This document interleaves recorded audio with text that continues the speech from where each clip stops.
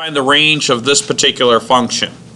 Now remember, what is the only problem with this function? When we talk about domains and ranges, see, the range depends on the domain. So if you look at the function f of x equals 2 over x, what's the problem there with regards to the domain?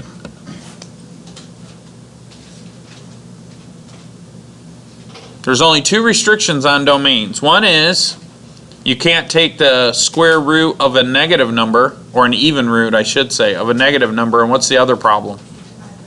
You can't divide by 0. So by looking at this function, clearly x cannot equal 0. So to look at the range, there's lots of ways to do it, but really what the book wants us to do is graph it. So I'm just going to say 2 divided by x. Now the range refers to what? The x's or the y's? The y's. So now if you look at the y values, what does it look like the lowest y value would be? In other words, if I trace this, okay, and I start way over here, as I get closer and closer to 0, where does it look like y is heading? Let me show you again. I'm going to go over here to -5. As I come in and I trace around the curve, look at that little the crosshairs there. As I come around the curve, what is my y value doing?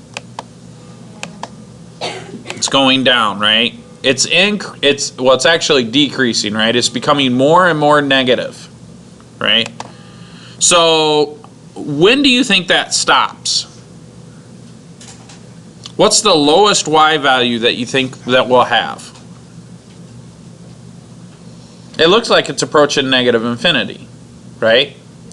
So now if I come in on the other side of the equation, from the positive side, and I go this way around the curve, what does my y value look like it's approaching now?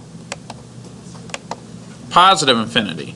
So then what would you say is the range of this? Negative infinity to positive infinity. Yeah, that's it. That's it. So, I mean, that's pretty much it. I can't think of anything else to say. Okay?